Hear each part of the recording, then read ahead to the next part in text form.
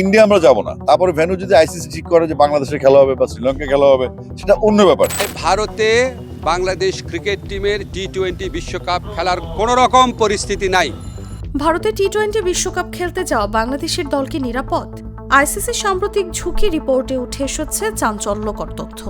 মোস্তাফিজুর রহমানের নিরাপত্তা ঝুঁকি পুরো দলের উপর ফেলতে পারে বড় ধরনের প্রভাব। বিবিসি বাংলার প্রতিবেদনে দেখা গেছে, আইসিসি বাংলাদেশ ক্রিকেট বোর্ডকে একটি চিঠি পাঠিয়েছে, যেখানে বাংলাদেশ দলের জন্য সম্ভাব্য নিরাপত্তা ঝুঁকি বিশ্লেষণ করা হয়েছে। মূল উদ্বেগের কেন্দ্রবিন্দু মুস্তাফিজুর রহমান। কলকাতা নাইট রাইডার্সের নিরাপত্তার কারণে তাকে আইপিএল থেকে বাদ দেওয়া হয়েছে।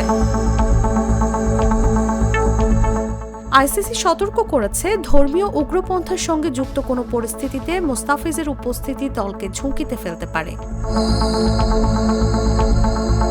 প্রথমত থাকছে মুস্তাফিজ ইস্যু। প্রাথমিক ঝুঁকি মডারেট বা মাঝারি, তবে বাংলাদেশের দলকে তুলনামূলকভাবে মডারেট টু হাই বা মাঝারি থেকে উচ্চ ঝুঁকিতে দেখা হয়েছে। এরপর আসছে নিরাপত্তা ইস্যু। বেঙ্গালুরু, কলকাতা ও মুম্বাইয়ের ম্যাচের সময় ঝুঁকি সাধারণত কম। ভারতীয় কর্মকর্তারা আশ্বাস দিয়েছেন, পরিকল্পনা অনুযায়ী সব নিরাপত্তা ব্যবস্থা গ্রহণযোগ্য।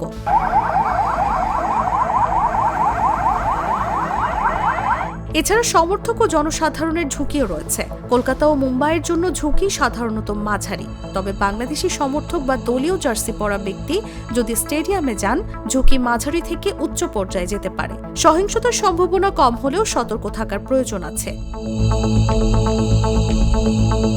সবশেষে রাজনৈতিক ও নির্বাচন ইস্যু। বাংলাদেশের 12 ফেব্রুয়ারি নির্বাচনের প্রেক্ষাপটে সাম্প্রতিক উত্তেজনা স্বল্প থেকে মাঝারি সময়ের জন্য প্রভাব ফেলতে পারে। সরাসরি সহিংসতায় রূপ নেবে না, তবে নিরাপত্তা পরিকল্পনার পূর্ণ পর্যালোচনা প্রয়োজন।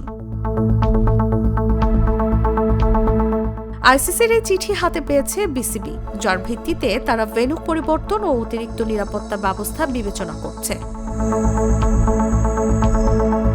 বাংলাদেশ দল কি ভারতে নিরাপদে বিশ্বকাপ খেলতে পারবে? ভিজুয়াল নিউজের পরবর্তী কভারেজে থাকছে বিশ্লেষণ ও সম্ভাব্য বিকল্প ভেন্যু। নিউজ ডেস্ক, জাগো নিউজ। দুধার চকলেটে একাকার হয়ে ওঠা প্রাণ লেয়ার সম্পর্কের মিষ্টি ম্যাজিক।